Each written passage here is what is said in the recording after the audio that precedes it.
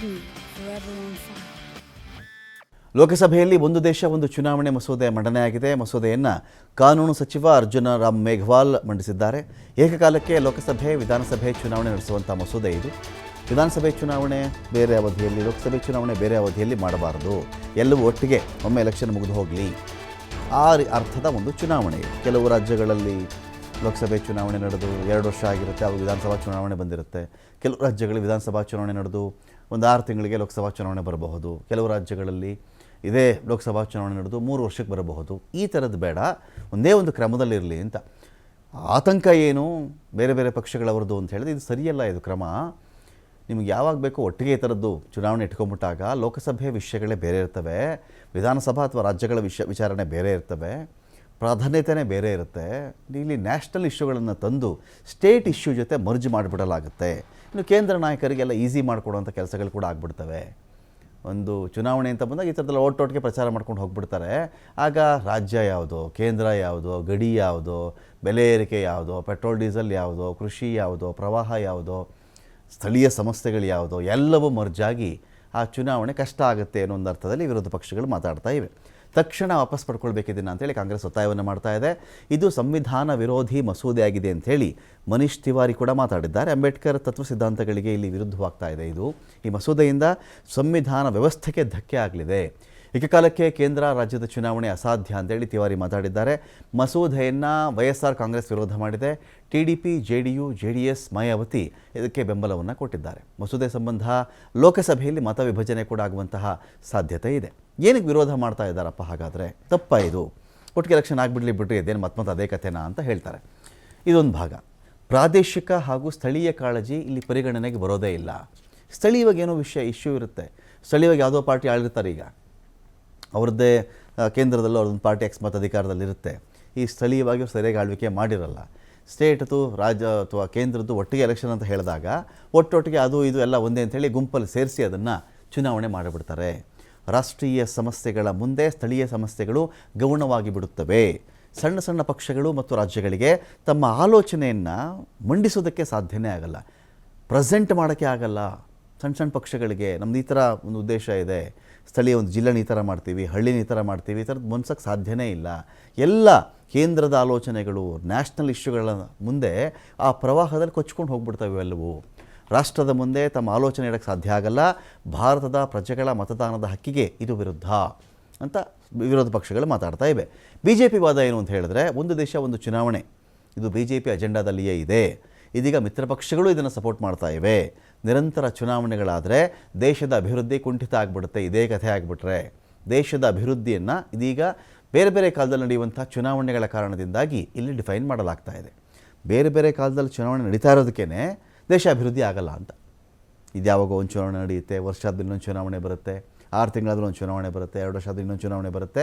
ಈ ಥರ ಬೇರೆ ಬೇರೆ ಕಾಲಘಟ್ಟದಲ್ಲಿ ಎಲೆಕ್ಷನ್ ಕಮಿಷನ್ ನಡೆಸುವಂಥ ಚುನಾವಣೆಗಳು ದೇಶದ ಅಭಿವೃದ್ಧಿಯ ಮೇಲೆ ದುಷ್ಪರಿಣಾಮ ಬೀರ್ತವೆ ಅಂತೇಳಿ ಬಿ ಜೆ ಪಿಯ ವಾದ. ದೇಶದ ಸರ್ಕಾರಿ ಅಧಿಕಾರಿಗಳು ಹಾಗೂ ಭದ್ರತಾ ಸಿಬ್ಬಂದಿಗೆ ತಮ್ಮ ಕರ್ತವ್ಯಕ್ಕಿಂತ ಎಲೆಕ್ಷನ್ ಕೆಲಸನೇ ಭಾರ ಆಗಿಬಿಡುತ್ತೆ, ಕೆಲಸ ಮಾಡಲ್ಲ, ಎಲೆಕ್ಷನ್ ಕೆಲಸ ತೂಕ ಆಗಿಬಿಡುತ್ತೆ ಅವರಿಗೆ ಅಂತ. ದೇಶದ ಜನ ಯಾವಾಗಲೂ ಎಲೆಕ್ಷನ್ ಮೂಡ್ನಲ್ಲೇ ಇರುವಂತೆ ಮಾಡಿಬಿಡುತ್ತೆ ಇದು. ಒಂದು ರಾಜ್ಯದಲ್ಲಿ ವಿಧಾನಸಭೆ, ಸ್ಥಳೀಯ ಸಂಸ್ಥೆಗಳು, ಸಾರ್ವತ್ರಿಕ ಚುನಾವಣೆಗೆ 200-300 ದಿನಗಳು ಬೇಕಾಗ್ತವೆ.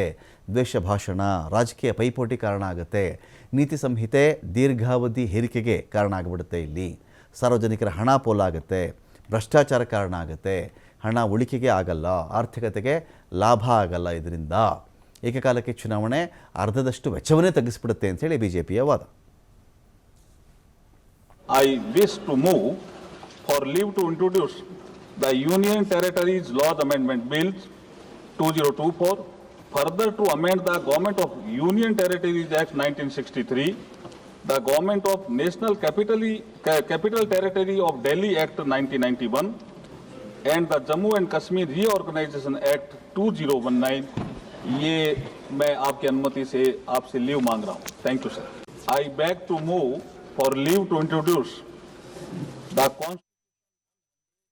the term of the beyond the 7th schedule of the Constitution is the basic structure doctrine, and that basic structure doctrine spells out that there are certain features of the Indian Constitution which are beyond the amending power of this House also. One of the essential features is federalism and the structure of our democracy.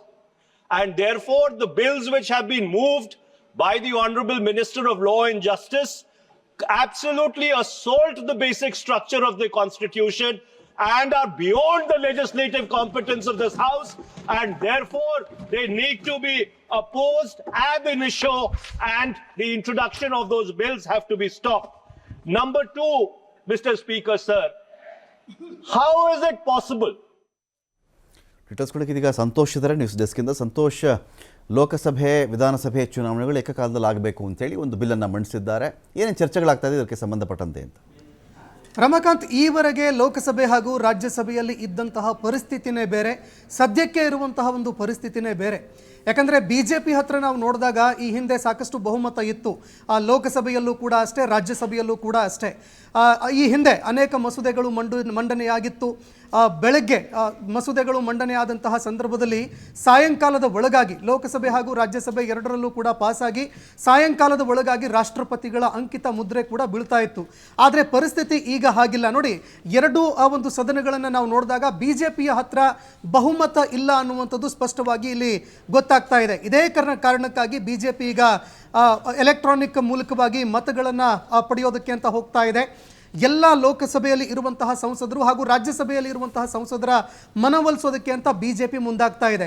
ಆದರೆ ಇದಕ್ಕೆ ಕೆಲವು ಪಕ್ಷಗಳು, ಅಂದರೆ BJP ಜೊತೆಗೆ ಇರುವಂತಹ ಕೆಲವು ಮೈತ್ರಿ ಪಕ್ಷಗಳು ಕೂಡ ವಿರೋಧ ವ್ಯಕ್ತಪಡಿಸೋದಕ್ಕೆ ಅಂತ ಮುಂದಾಗುವಂತಹ ಸಾಧ್ಯತೆಗಳು ಇದೆ. ಇದಕ್ಕೆ ಪ್ರಮುಖ ಕಾರಣಗಳು ಕೂಡ ಇದೆ ರಮಾಕಾಂತ್. ಯಾಕಂದರೆ ರಾಜ್ಯಸಭೆಯಲ್ಲಿ BJPಗೆ ಒಟ್ಟು 156 ಸದಸ್ಯರ ಬಲ ಬೇಕು. ಆದರೆ BJP ಹತ್ರ ಇರೋದು ಕೇವಲ 135. ಇನ್ನು ಲೋಕಸಭೆಯಲ್ಲಿ ನಾವು ನೋಡಿದಾಗ ಸರಿಸುಮಾರು 362 ಸಂಸದರ ಒಂದು ಬಲಾಬಲ ಬೇಕಾಗತ್ತೆ. ಆದರೆ BJP ಹತ್ರ ಇರೋದು ಕೇವಲ 298. ಹೀಗಾಗಿ ಈ ಮಸೂದೆಗಳನ್ನು ಪಾಸ್ ಮಾಡಿಕೊಳ್ಳೋದಕ್ಕೆ ಸ್ವಲ್ಪ ಕಷ್ಟ ಆಗತ್ತೆ. ಇನ್ನು ಎಲೆಕ್ಟ್ರಾನಿಕ್ ವೋಟಿಂಗ್ಗೆ ಈಗ BJP ಹೋಗ್ತಾ ಇದೆ. ಹೀಗಾಗಿ ಎಷ್ಟು ಮತಗಳು ಬರುತ್ತೆ ಅದನ್ನು ಕೂಡ ನಾವು ಕೆಲವೇ ಹೊತ್ತಿನವರೆಗೆ ಕಾದು ನೋಡಬೇಕಾಗತ್ತೆ. ಈಗಾಗಲೇ ಅರ್ಜುನ್ ರಾಮ್ ಮೇಘವಾಲ್ ಅವರು ಈ ಮಸೂದೆಯನ್ನು ಮಂಡನೆ ಮಾಡಿದ್ದಾರೆ. ಮಸೂದೆಯಲ್ಲಿ ಕೆಲವು ವಿಚಾರಗಳನ್ನು ನಾವು ನೋಡಬೇಕಾಗತ್ತೆ. ವಿಪಕ್ಷಗಳು ಹಾಗೆ BJPಯ ಜೊತೆಗೆ ಇರುವಂಥ ಮೈತ್ರಿ ಪಕ್ಷಗಳು ಯಾಕೆ ಇದಕ್ಕೆ ವಿರೋಧ ವ್ಯಕ್ತಪಡಿಸ್ತಾ ಇದೆ ಅಂತ ನೋಡಿದಾಗ ನೋಡಿ, ಅನುಚ್ಛೇದ ಒಟ್ಟು 5 ತಿದ್ದುಪಡಿಗಳನ್ನು ಇಲ್ಲಿ ಮಾಡಬೇಕಾಗತ್ತೆ. ಅನುಚ್ಛೇದ 83, ಅನುಚ್ಛೇದ 85, ಅನುಚ್ಛೇದ 172, 174, 356 ಈ ಎಲ್ಲವನ್ನೂ ಕೂಡ ನಾವು ನೋಡ್ತಾ ಹೋಗೋದಾದರೆ ಸಂಸತ್ತಿನಲ್ಲಿ ಸದನಗಳ ಅವಧಿಯಲ್ಲಿ ತಿದ್ದುಪಡಿಯನ್ನು ಅನುಚ್ಛೇದ 83 ಹೇಳುತ್ತೆ. ಇನ್ನು ಅನುಚ್ಛೇದ 85ರ ಪ್ರಕಾರವಾಗಿ ರಾಷ್ಟ್ರಪತಿಗಳ ಮೂಲಕವಾಗಿ ಅಧಿವೇಶನಗಳನ್ನು ಮುಂದಿಡುವಂಥದ್ದು, ವಿಸರ್ಜನೆ ಮಾಡುವಂಥದ್ದು, ಇದನ್ನು ರಾಷ್ಟ್ರಪತಿಗೆ ನೀಡಬೇಕು ಈ ಅಧಿಕಾರವನ್ನು ಅನ್ನುವಂತಹ ಒಂದು ತಿದ್ದುಪಡಿ ಬರ್ತಾ ಇದೆ. ಅನುಚ್ಛೇದ 172 ರಾಜ್ಯ ಶಾಸಕಾಂಗಗಳ ಅವಧಿ ಏನಿತ್ತು ಅದನ್ನು ನಿರ್ಣಯ ಮಾಡುವಂಥದ್ದು ಕೂಡ ಈಗ ರಾಷ್ಟ್ರಪತಿಗಳಿಗೆ ನೀಡಲಾಗುತ್ತೆ. ಅನುಚ್ಛೇದ 174 ರಾಜ್ಯ ವಿಧಾನಮಂಡಲ ಅಧಿವೇಶನಗಳನ್ನು ಮುಂದೂಡಿಕೆ ಮಾಡುವಂಥದ್ದು, ಅಂದರೆ ವಿಧಾನಸಭೆಗಳ ಅಧಿವೇಶನ ಏನಿತ್ತು ಅದನ್ನು ಕೂಡ ಮುಂದೂಡಿಕೆ ಮಾಡುವಂಥದ್ದು ಅಧಿವೇಶನ, ಇದನ್ನು ಕೂಡ ನಿರ್ಧಾರ ಮಾಡುವಂಥ ಅನುಚ್ಛೇದ ಏನಿತ್ತು ಅದರಲ್ಲೂ ಕೂಡ ತಿದ್ದುಪಡಿ ಆಗ್ತಾ ಇದೆ. ಇದರ ಜೊತೆಗೆ ಅನುಚ್ಛೇದ 356 ರಾಜ್ಯಗಳಲ್ಲಿ ರಾಷ್ಟ್ರಪತಿಗಳ ಆಡಳಿತ ಹೇರುವಿಕೆ. ನೋಡಿ, ಈ ವಿಚಾರಗಳನ್ನು ನಾವು ನೋಡಿದಾಗ 4 ಏನೋ ಅನುಚ್ಛೇದಗಳಿದ್ದಾವೆ. ಇದನ್ನು ನೋಡಿದಾಗ ಯಾವುದೇ ಒಂದು ಪಕ್ಷಗಳು, ಅಂದರೆ BJP ಜೊತೆಗಿರುವಂತಹ ಪಕ್ಷಗಳು ಕೂಡ ಸಹಜವಾಗಿ ಇದಕ್ಕೆ ವಿರೋಧ ವ್ಯಕ್ತಪಡಿಸುತ್ತೆ. ಯಾಕಂದರೆ ರಾಜ್ಯಗಳ ಅವಧಿ ನಿರ್ಣಯ, ಅಧಿವೇಶನಗಳನ್ನು ವಿಸರ್ಜನೆ ಮಾಡುವಂಥದ್ದು ಅಥವಾ ಅದರ ಸಮಯವನ್ನು ನಿರ್ಣಯ ಮಾಡುವಂಥದ್ದು, ಇದನ್ನು ಯಾವುದೇ ಒಂದು ರಾಜ್ಯಗಳು ಒಪ್ಪೋದಕ್ಕೆ ಸಾಧ್ಯವಾಗೋದಿಲ್ಲ. ಇನ್ನು ಇದರ ಜೊತೆಗೆ ಈಗ ಸಹಜವಾಗಿ ನಡಿಬೇಕಾಗಿರುವಂತಹ ಒಂದು ಚರ್ಚೆ, ಎಲೆಕ್ಟೋರಲ್ ಬಾಂಡ್ನ ಒಂದು ಬಹುದೊಡ್ಡದಾಗಿರುವಂತಹ ಭ್ರಷ್ಟಾಚಾರ ಈ ದೇಶದ ಇತಿಹಾಸದಲ್ಲಿ ನಡೀತು. ಎಲೆಕ್ಟೋರಲ್ ಬಾಂಡ್ ಮೂಲಕವಾಗಿ ಅನೇಕ ಕಂಪನಿಗಳಿಂದ, ಬ್ಲ್ಯಾಕ್ ಲಿಸ್ಟೆಡ್ ಇರುವಂತಹ ಕಂಪನಿಗಳಿಂದಲೂ ಕೂಡ ಹಣವನ್ನು ಪಡೆದುಕೊಂಡರು. ಖುದ್ದು ಸುಪ್ರೀಂ ಕೋರ್ಟ್ ಇದಕ್ಕೆ ಸಂಬಂಧಪಟ್ಟಂತೆ ಇದು ಅಸಾಂವಿಧಾನಿಕ ಅನ್ನುವಂತಹ ಒಂದು ಮಾತನ್ನು ಹೇಳ್ತು. ಈಗ ಪ್ರಜಾಪ್ರಭುತ್ವ ವ್ಯವಸ್ಥೆಯಲ್ಲಿ ನಾವು ಪ್ರಜೆಗಳಾಗಿರುವಂತಹ ನಾವುಗಳು ಇದನ್ನು ಚರ್ಚೆ ಮಾಡಬೇಕಾಗತ್ತೆ. ಯಾಕಂದರೆ ಯಾವುದೇ ಒಂದು ಚುನಾವಣೆಯಲ್ಲಿ ಸರ್ಕಾರ ಎಷ್ಟು ದುಡ್ಡು ಖರ್ಚು ಮಾಡ್ತಾ ಇದೆ, ಪಕ್ಷಗಳು ಕೂಡ ಎಷ್ಟು ದುಡ್ಡು ಖರ್ಚು ಮಾಡ್ತಾ ಇದೆ, ಪಕ್ಷಗಳಿಗೆ ಹರಿದು ಬರ್ತಾ ಇರುವಂತಹ ದುಡ್ಡು ಎಷ್ಟು ಸಾಂವಿಧಾನಿಕವಾಗಿದೆ ಅನ್ನುವಂಥದ್ದನ್ನು ಕೂಡ ಇವತ್ತು ನಾವು ಚರ್ಚೆ ಮಾಡಿ ನೋಡಬೇಕಾಗಿದೆ ರಮಾಕಾಂತ್. Thank you Santosh.